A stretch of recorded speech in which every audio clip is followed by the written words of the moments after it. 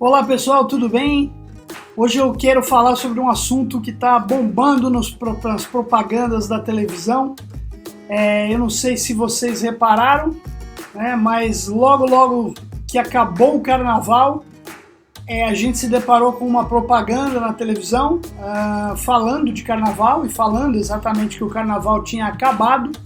Eu, nos primeiros dias que vi, não percebi o que era. Depois acabei entendendo e vendo, escutando com mais calma e percebi que no fundo era uma propaganda sobre a campanha Limpa Nome do Serasa, que começa agora dia 7 de março e vai até o dia 14. Nessa propaganda a Serasa conta aí com a Daniela Mercury, em ritmo de carnaval, falando que depois do carnaval o mundo, o Brasil começa e que agora é hora de se preocupar exatamente em resolver os problemas. E eu queria hoje falar um pouquinho sobre as campanhas de recuperação, e como é que essas campanhas são importantes para ajudar o público inadimplente a resolver sua situação. Existem algumas questões aí muito importantes e que eu também não poderia deixar de incluir e de colocar nessa discussão, mas eu queria primeiramente dizer que essa campanha, a Serasa faz sempre, não só a Serasa, os outros birôs também, a Boa Vista e o próprio SPC Brasil sempre estão divulgando campanhas Limpa Nome, buscando aí a adesão de cada vez mais credores, para participarem disso, e buscar efetivamente resolver o problema, minimizar o volume de clientes com os nomes inseridos no serviço de proteção ao crédito, que segundo os birôs hoje ainda ultrapassa 60 milhões de pessoas no Brasil.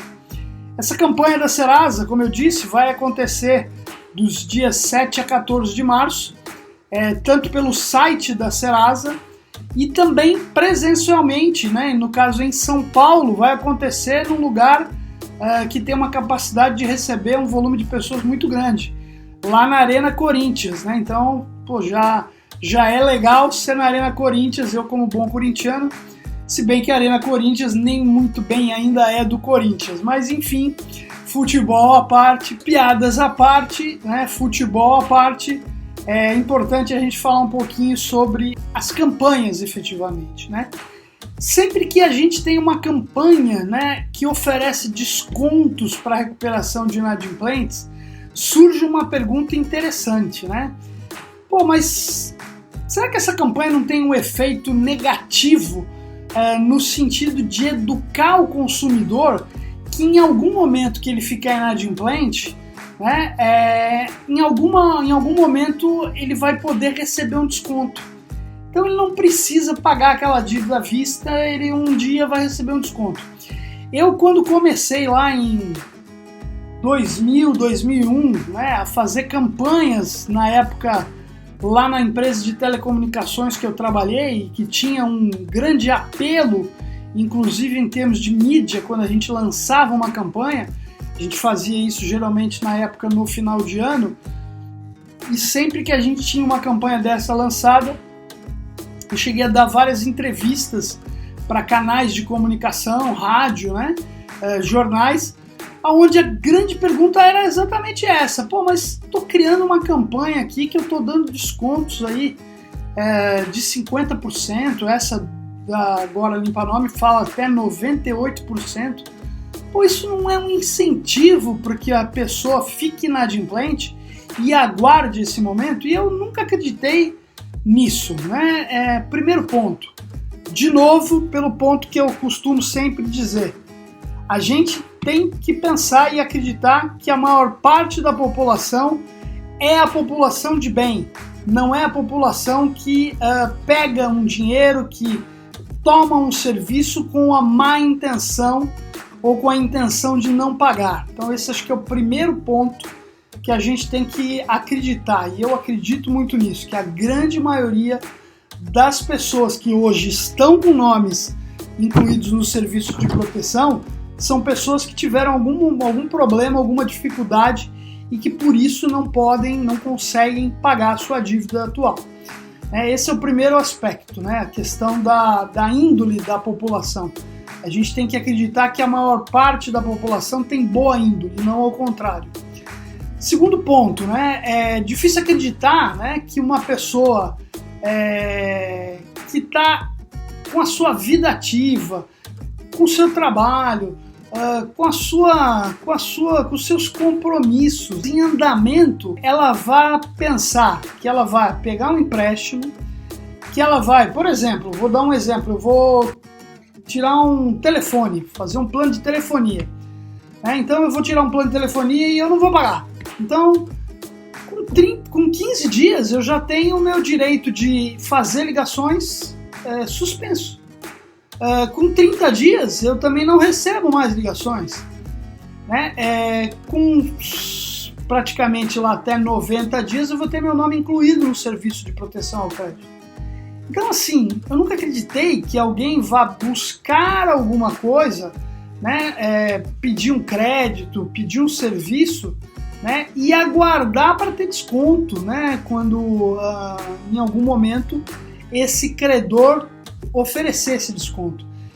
Então eu não posso acreditar, a não ser de novo, né, gente? A gente tem sempre, quando a gente fala de um bolo de pessoas, né, de um percentual, de um pedaço da população, a gente sempre tem de tudo, né?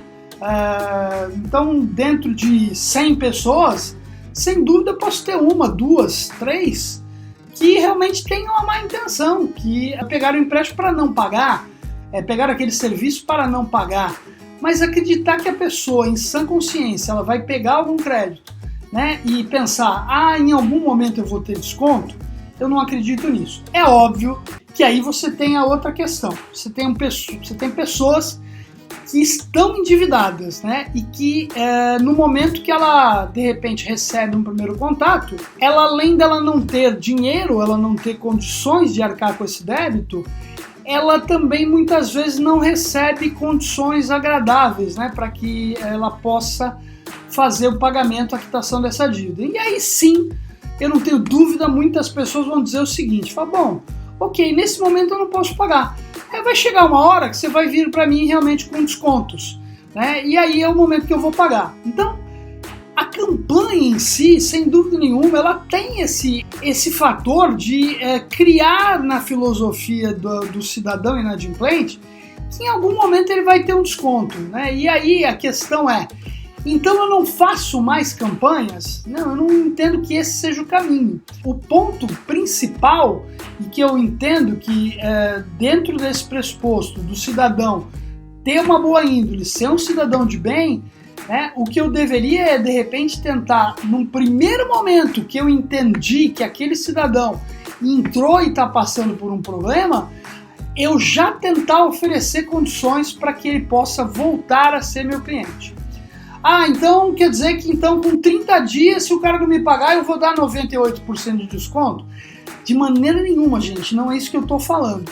A gente está vivendo um momento onde, nos próximos anos, vai mudar muito a filosofia do crédito no país. A gente passa a ter informações positivas. Hoje em dia, para eu dar crédito, eu sei que o cara não está inadimplente há pelo menos com 90 dias de atraso.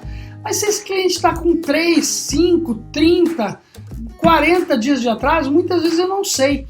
O que eu não sei ainda, que é mais importante, se esse cliente pagou 10 contas em dia e atrasou uma, né? Ou pagou 50 e atrasou uma, né? Eu não conheço isso hoje, eu não consigo analisar crédito hoje, né, com o objetivo de entender quem é aquela pessoa no sentido positivo.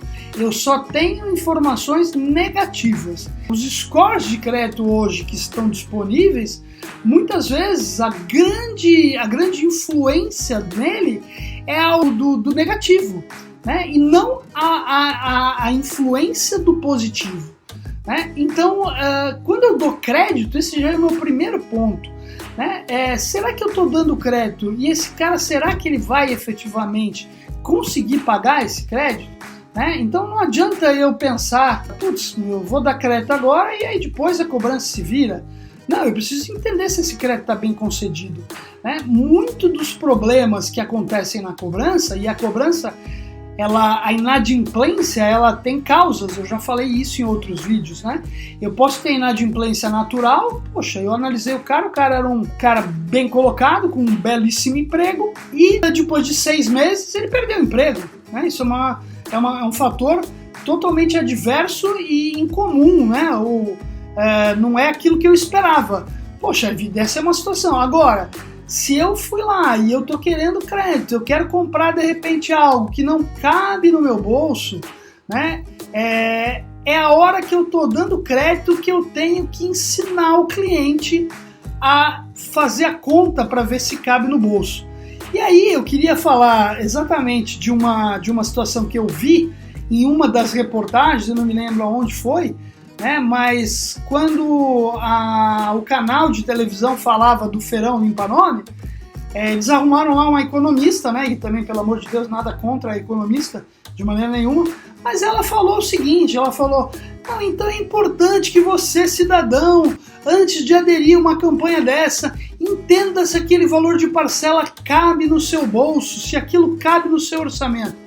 Gente, inadimplente, na sua grande maioria, quando eu vou fazer negociação, aquela parcela não cabe no bolso dele, né? Não cabe, ele não tem condição. Não vamos imaginar que eu vou fazer uma parcela de R$200 e ele tem R$200 sobrando. É muito difícil hoje a gente pensar, e aí eu convido todos vocês que escutam o meu canal, né, para dizer quem é que sobra dinheiro no final do mês. É óbvio, a gente vai lá fazer nosso controle, e aí é importante que a gente tenha isso, e essa filosofia de educação financeira, cada dia mais ele é necessário que a gente nasça com isso, que a gente ensine para os nossos filhos. É importante eu saber quanto eu ganho, é importante eu ter lá, gente, o básico. É uma planilhinha Excel que mostra lá, eu recebo 1.000, qualquer número, gente. Eu recebo 1.000, aí eu tenho 100 de aluguel, eu tenho 50 de carro, eu tenho 10 de alimentação. Ao final disso me sobra um valor, ou não sobra. E se não sobra, eu preciso entender aonde eu posso cortar, aonde eu posso negociar. De repente, se eu estou usando o meu rotativo do cartão de crédito, ou se eu estou usando o meu cheque especial, né? E isso é algo temporário, né? Eu preciso entender se não tem uma dívida mais barata. Será que eu não posso buscar um empréstimo de repente numa fintech? Eu não posso buscar um empréstimo consignado com juros mais barato para sair do cheque especial, para sair de repente do rotativo do cartão de crédito? Então, assim, a educação financeira é algo essencial. E ela não adianta a gente pensar em educação financeira na hora que o cidadão já está endividado. É na hora do crédito que a gente tem a obrigação de entender e de perguntar: essa prestação cabe no bolso do senhor? E é não simplesmente eu colher todas as documentações, ver lá o holerite da pessoa, é R$1.000, dou 20%, então eu estou te dando 200.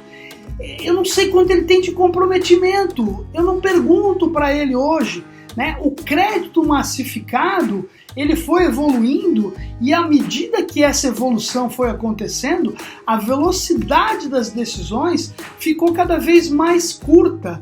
Então eu tenho que tomar uma decisão rápida. Para eu tomar uma decisão rápida, eu preciso ter um modelo de crédito. Poxa, mas lá nos Estados Unidos, um modelo de crédito, por exemplo, o FICO Score, que é usado hoje por todos os birôs americanos como um modelo de crédito único, ele é um modelo que ele não tem só informações negativas, ele tem informações positivas, ele tem informações que validam que aquele cara tem capacidade. Um dos fatores, muitas vezes, que influencia negativamente é quando o cara tem muito cartão de crédito, por exemplo. Quando o cara tem muito cartão de crédito, ele tem muito limite disponível, então o risco dele é maior. Né? Mesmo que ele não use, mas os limites estão lá disponíveis e ele pode usar. Então, para dar crédito consciente, eu tenho que ter 4 Cs: cadastro, né? Comprometimento, capacidade. Eu preciso saber qual a capacidade, depois quanto eu estou comprometido. E eu preciso ter o caráter também, né? Eu preciso saber se aquele cara, ele é quem ele está dizendo ser mesmo e se ele vai efetivamente cumprir com aquela obrigação. Então, de novo, não adianta na hora do feirão limpar nome eu perguntar pro cara se ele tem, se esses R$200 eles vão fazer parte do orçamento dele, se ele está tranquilo para pagar isso. Ele não está tranquilo, sem dúvida nenhuma. Ninguém está com o nome aí há 5, 4 anos, 3 anos no Serasa porque quer, é porque ele não tem condição de pagar. E aí, vamos lá, é importante a gente entender, e aí eu acho que tem um apelo interessante nessa campanha da Serasa, né, que a Serasa até ela faz uma promoção de todo mundo que fizer o pagamento da dívida à vista, vai ter um sorteio que concorre a um jantar com a Daniela Mercury lá em Salvador. Pô, legal. Qual é o fator? Putz, pagar à vista. Poxa vida, geralmente o valor do pagamento à vista é onde eu vou ter os maiores descontos. Então você que tem teu nome lá incluído na Serasa, é importante você pensar o seguinte: pô, eu vou fazer lá uma prestação de 10 vezes de R$200, putz, mas eles estão me dando aqui, para pagar, seria 1.000, seria R$900, puta, 900 é duro, gente, mas será que eu não consigo levantar esse dinheiro para pagar à vista? Porque assim, gente, vamos lá, tudo que a gente tem visto nesse mercado é que as carteiras de acordo, cada vez elas são menos sustentáveis. O que eu quero dizer com isso? Eu faço lá um parcelamento em até 10 vezes. Quantos chegam até o final me pagando 10 vezes, 10 prestações? Um volume muito pequeno de pessoas, muito pequeno. Tem um indicador que foi dividido aí entre conversas, que apenas 17% das pessoas que fazem um acordo chegam até o final desse acordo. Muitos deles quebram na primeira, na segunda prestação. E aí é que você, cidadão brasileiro, desse que eu falo, que é o cara que tem boa índole, que não é o picareta, você não pode pensar que você vai fazer um acordo desse lá no feirão e ter seu nome limpo, porque você vai pagar a primeira parcela. Tive o nome limpo, vou lá, pego mais crédito, me enrolo mais ainda, e aí não consigo pagar as demais prestações. Não faz sentido. Agora, vamos lá, fiz uma prestação, fiz aqui um financiamento, uma negociação, legal, peguei meu nome está limpo de novo, vou buscar um empréstimo a um juros mais barato e tentar liquidar esta prestação, esse meu atraso que eu tinha agora que eu renegociei, de forma à vista. Ou seja, eu estou trocando uma dívida mais cara por uma mais barata. Gente, se não for assim, se você que estiver na linha com o teu devedor, se você na hora de dar crédito, você que estiver lá no feirão atendendo o consumidor, não olhar no olho dele e falar: o senhor está efetivamente satisfeito que esse valor é o valor que vai fazer com que o senhor pague o plano inteiro? Gente, se não for isso, não adianta. Ele vai pagar 2 prestações, vai sair da negativação, vai gerar vai ter a possibilidade de fazer novas compras e vai efetivamente muitas vezes ficar inadimplente novamente. Então, de novo, eu não sou contra feirão. Todas as oportunidades que eu, enquanto gestor de uma empresa credora, tive a oportunidade, eu participei e sempre recomendei aos meus clientes que participem de feirões de negociação. Porém, qual é a questão? Não adianta só pensar em fazer o melhor para mim em termos de empresa. Ou seja, dar o plano com maior taxa de juros, alongar a dívida do cara de novo. Eu preciso pensar em recuperar o cliente, gente. Mais uma vez, a gente tem 60 milhões de pessoas negativadas. Para quem que eu vou dar crédito? Para quem que eu vou continuar dando crédito? Eu tenho que resgatar esse cidadão inadimplente para que ele volte a consumir comigo. E esse é o momento, né? E para isso serve um feirão de autonegociação. Para isso servem esses movimentos que eu concordo efetivamente que são importantes, são necessários, né? E eles de forma alguma são de forma a educar erroneamente o cidadão inadimplente. O processo de educação ele é uma cadeia que tem que vir lá do início, na hora que eu dou crédito. Eu ouvi uma coisa um dia de um diretor de uma grande empresa de varejo, né, falando o seguinte, o cidadão vem aqui comprar uma televisão, ele vai levar uma televisão. Se o cara quiser vir aqui comprar uma televisão de 50 polegadas, pode ser que eu não consiga avaliar que ele tem capacidade de pagar de 50 polegadas. Mas ele vai levar uma de 30, vai levar uma de 20. Eu sei que aí muda um pouco a questão do sonho, que o cara veio lá para levar aquela TV de 50. Né? Mas ele vai sair de lá atendido, e isso é consciência de que eu estou atendendo ele na necessidade dele, mas dentro da capacidade do comprometimento que ele pode pagar. Né? Dentro dos nossos fluxos, dos nossos treinamentos, quando a gente fala do ciclo do crédito e a gente fala do momento da iniciação ao crédito, tem uma frasezinha lá que é assim: nunca perder um cliente, mesmo que seja como um não. Poxa, às vezes eu dizer não para o cliente é importante, né? Poxa vida, será que da vida aí a gente pode fazer uma relação, né? Na vida a gente sempre recebe sim, né? Porque a vida a gente recebe um monte de não. Quantas vezes na nossa vida a gente teve portas fechadas, a gente teve momentos onde a gente teve negações, e as negações podem ser financeiras, pode ser de trabalho, pode ser daquela garota que a gente queria namorar, pode ser da escola, pode ser de N coisas. A gente aprendeu e a gente tem que aprender a viver com o não. Né? A gente não pode acreditar que na vida da gente a gente vai sempre ouvir sim. Então ouvir não em termos de crédito, muitas vezes é um negócio positivo, que eu posso falar, puxa vida, mas peraí, nesse momento eu não vou conseguir mesmo. Mas peraí, pode ser que lá na frente eu consiga. Eu lembro que eu conto uma história, vou falar o nome aqui de um produto, né, mas de nenhuma forma negativa, mas eu lembro quando eu comecei a trabalhar com crédito, eu era louco para ter um cartão American Express. E eu pedi esse cartão de cada 6 meses, quando eu era analista de crédito. E eu fui negado 5 vezes, quando eu era um analista de crédito. O carinha era básico, rendinha pequenininha, né? E a minha vida evoluiu. De repente, naquele momento era melhor mesmo. Você imagina eu ter um cartão sem limite, né? Que era a proposta. Né? Então, legal, naquela época talvez foi melhor mesmo eu não ter o cartão.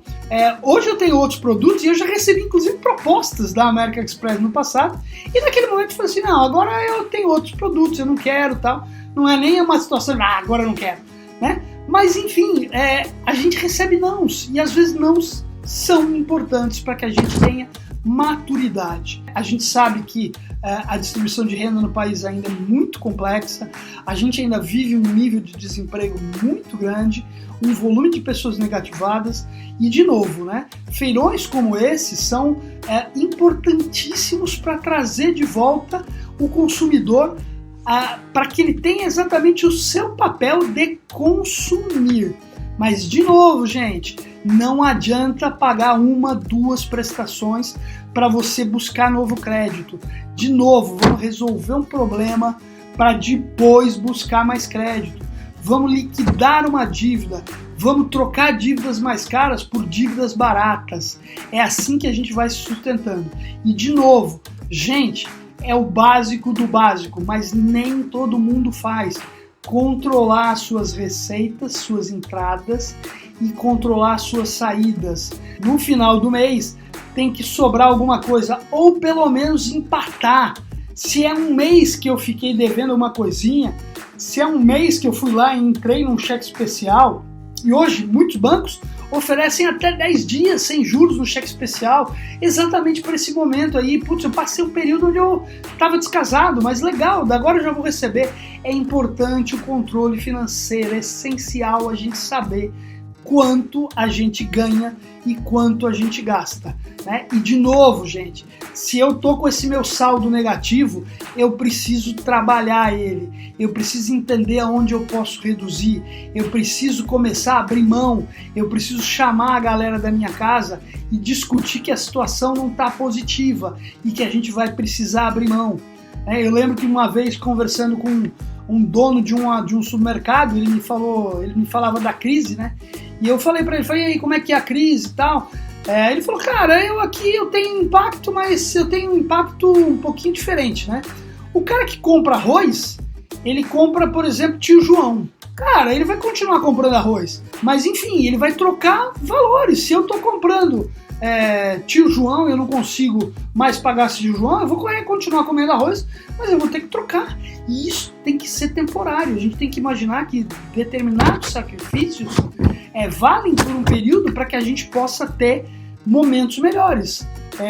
Mais uma vez eu queria parabenizar os bureaus de crédito por essa iniciativa, as empresas que participam desses feirões e principalmente aquelas que pensam num plano de pagamento adequado para fazer efetivamente seu cliente voltar a ser um cliente ativo, um consumidor e aquela pessoa que pode de novo trazer novas receitas, novos ganhos e está inserido na relação de consumo desse país. Ótima iniciativa, vou estar sempre incentivando, mas sem dúvida nenhuma existem cuidados importantes que devem ser pensados para que o processo de campanhas seja efetivamente um sucesso. Beleza, gente? Gostou dessa? Curte o canal, tem mais conteúdo por aí sempre. Não deixe de se inscrever, não deixe de compartilhar. Até a próxima, deixe seu comentário, tabele comigo, que é para isso que serve esse canal. Muito obrigado, até a próxima.